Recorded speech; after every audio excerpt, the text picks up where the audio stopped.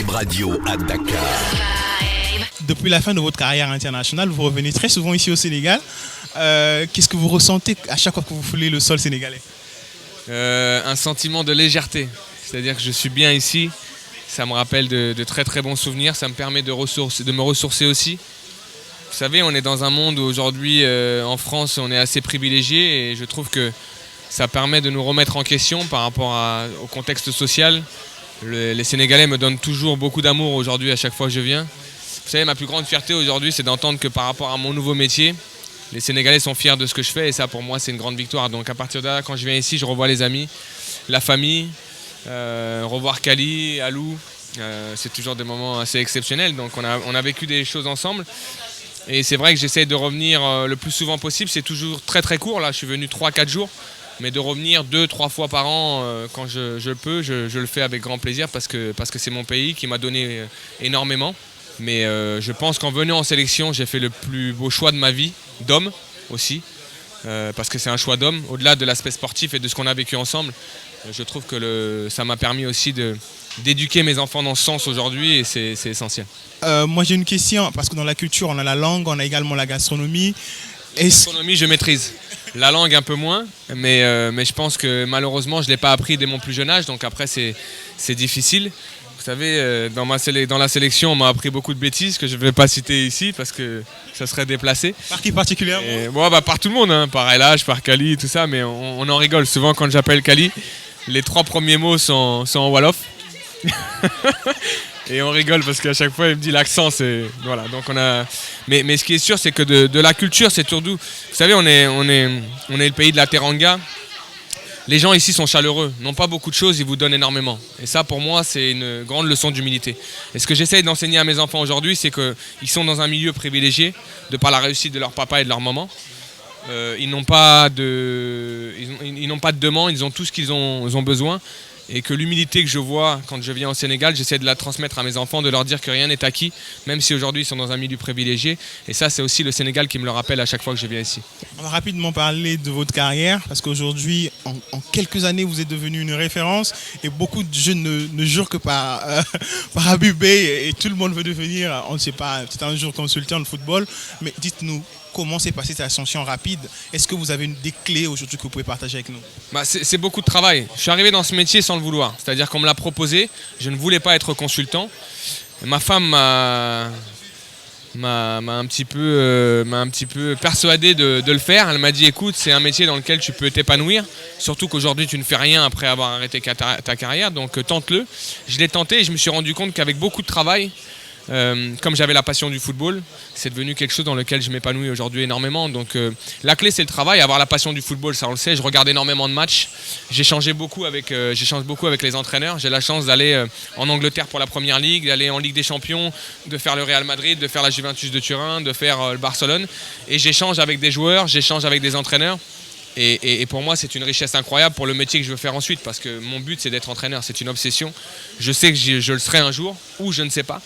Mais ce qui est clair, c'est qu'un jour, je reviendrai sur le terrain et ça sera un métier, encore une fois, complètement différent. On a Keita Baldé en début de saison à Monaco. On a également Diafra Sakho qui est allé à Rennes. Les deux se sont rapidement, malgré quelques difficultés, intégrés dans leurs équipes. Et aujourd'hui, voilà, donnent pas mal de satisfaction à leur équipe. Le talent n'est jamais remis en question. Le football sénégalais a toujours produit de grands talents. Le football africain a toujours produit de grands talents. Après, l'adaptation, elle est aussi faite par rapport à votre cursus de formation. C'est vrai que vous avez des joueurs comme Ismaïla Sarr, par exemple, qui vient aujourd'hui d'arriver de Génération Foot, est passé par Metz, maintenant est à Rennes, et montre de grandes qualités dans ce championnat de France. Pour Diafra Sakho, il avait déjà montré par le passé qu'il avait de grandes qualités. Keita Baldé arrive quand même d'un club comme la Lazio où il a réussi. Il vient à Monaco dans une équipe qui est championne de France. Donc à partir de là, l'adaptation est beaucoup plus simple pour des éléments comme ça. C'est des joueurs qui donnent satisfaction et qui ont du talent.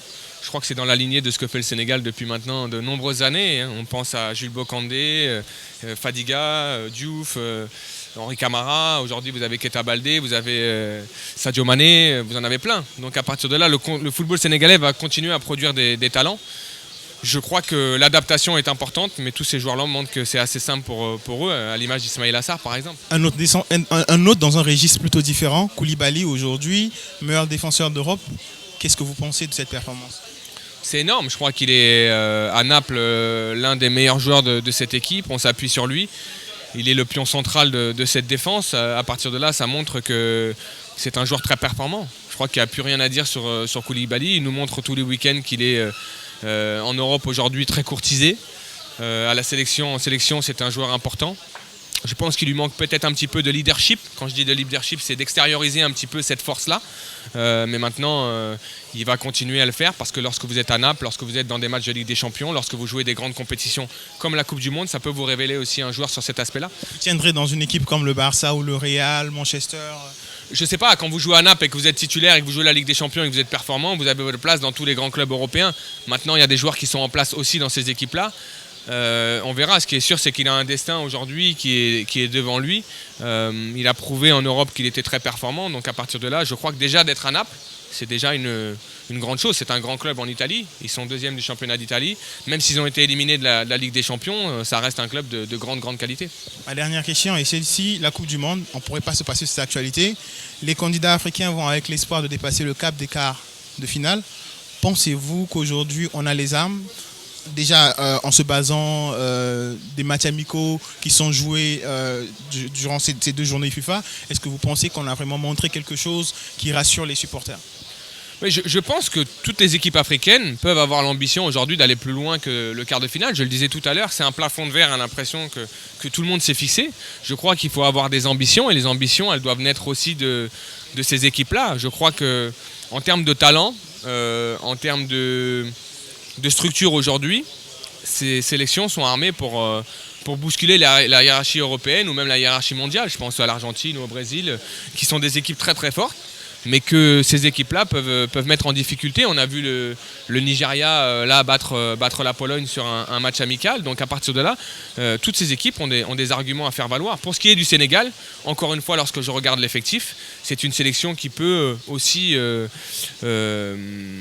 briller en Coupe du Monde. Je crois qu'Aliou Cissé a fait un très très bon travail dans les éliminatoires puisqu'il est invaincu. Il faut lui donner beaucoup de support. Il faut être derrière lui parce qu'il ne faut pas oublier que c'est la sélection sénégalaise, que c'est le peuple sénégalais. Il faut que tous qu'on soit unis.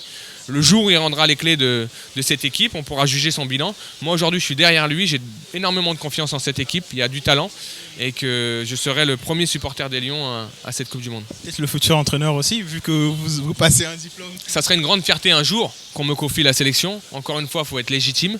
Je n'en fais pas la demande aujourd'hui. Je n'ai pas les diplômes requis pour entraîner une équipe de très très haut niveau. Encore une fois, je vous dis, mon métier de consultant est un métier dans lequel je suis épanoui, dans lequel on me reconnaît comme être un consultant de qualité. Mais faites la différence entre un consultant et un entraîneur. Un consultant, j'ai 1h30 pour débriefer un match. J'ai 2 jours pour le préparer. Et encore une fois, je peux m'exprimer sur ce match pendant 24 heures. Et le lendemain, je peux donner mon avis. Un entraîneur, il doit prendre des décisions sur le fait. Et il doit être dans l'anticipation. C'est complètement différent. Donc je sais où je me situe aujourd'hui, je sais où je veux aller, je sais que je veux devenir un entraîneur de haut niveau et je sais sans prétention aucune que je le serai un jour parce que c'est mon ambition. Et tout ce que j'ai essayé de faire dans ma vie, c'est d'être le meilleur dans ce que j'étais. J'ai été un jour le meilleur arrière-droit de Ligue 1, je voulais l'être. J'ai été un jour capitaine de mon équipe, capitaine de ma sélection, je l'ai été. J'ai disputé une Coupe du Monde, j'ai disputé 4 Coupes d'Afrique. En tant que joueur, j'ai eu tout ce que je voulais avoir. En tant que consultant, mon ambition, c'était d'être le meilleur possible aujourd'hui par rapport à ce que les gens disent.